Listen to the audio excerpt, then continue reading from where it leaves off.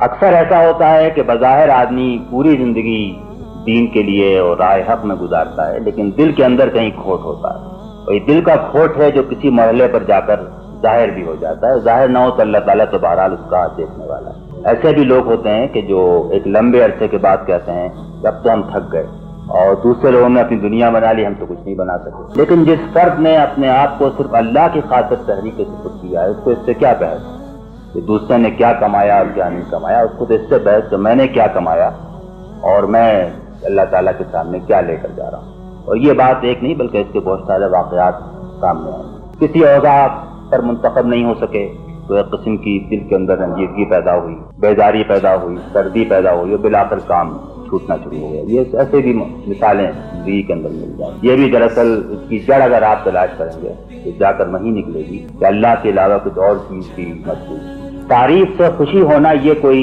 اس بات کی علامت نہیں ہے کہ آدمی کی نیت کے اندر کھوٹ ہے، اور اس حد تک بھی اپنی نیت کے احتساب میں اور جائزے میں نہیں آدمی آگے بڑھ سکتا کہ جو فطری جذبات ہیں، فطری خواہشات ہیں، فطری چیزیں انسان کی طبیعت میں، آدمی ان کو بھی ختم کرنا شروع کر دے۔ رات حضور نے بھی تعریف فرمائی ہے اپنے صحابہ کی۔ اللہ تعالیٰ نے خود کلام پاک میں ان لوگوں کی جنہوں نے کہ اچھے کام کیے ان کی تعریف فرمائی ہے۔ اور ایک صحابی نے آ کر پوچھا کہ میں نماز پڑھتا ہوتا ہوں، کوئی آ جاتا ہے اور مجھے خوشی ہوتی ہے کہ لوگ مجھے دیکھ رہا ہے، تو آپ نے فرمایا کوئی بات نہیں ہے، تم نے اللہ کی نیت سے کام کو شروع کیا تھا اور اسی کی نیت سے جاری رکھو، تمہیں اس بات کا ثواب بھی ملے گا کہ کوئی دوسرے نے تم کو نماز پڑھتے دیکھا وہ بھی اسی طرح پڑھنے کی کوشش کرے گا۔ تو حضور نے ایک طرف تو بڑی سختی کے ساتھ اس بات سے روکا کہ نیت کے اندر کہیں بھی اللہ کے علاوہ اور اس کی رضا کے علاوہ کوئی اور چیز شامل ہو، لیکن اس کو آپ اس حد تک نہیں لے گئے کہ آدمی اتنی باریک بینی کرنا شروع کرے کہ اپنے سے مایوس ہو جائے، اور مایوسی وہ چیز ہے جس سے ہر جگہ اور سختی کے ساتھ روکا گیا ہے۔ تو اللہ کے لیے آدمی کام شروع کرے،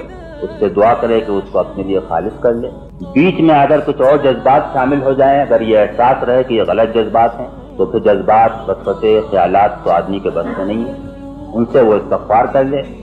جب کام ختم ہو تو پھر اللہ تعالیٰ سے دعا کر لے کہ وہ اس کو اپنے لیے خالص کرے اور قبول کرے، بس اس کے بعد کام میں لگا رہے۔ اس کے معنی یہ نہیں کہ اگر آدمی نیت کے اندر کبھی دوسرے خیالات پائے، دوسرے مقاصد پائے تو وہ اس کام کو چھوڑنے کی فکر کرے۔ کام چھوڑنا تو کسی صورت میں صحیح نہیں ہو سکتا۔ بس اس بات کی کوشش میں اگر وہ لگا رہے کہ وہ اللہ کے لیے کرے اور کوئی کام ایسا نہ کرے کہ جو اللہ کی مرضی کے خلاف ہو، یہ اللہ کو مطمئن کرنے کے لیے اور اس کا انعام حاصل کرنے کے لیے بالکل کافی۔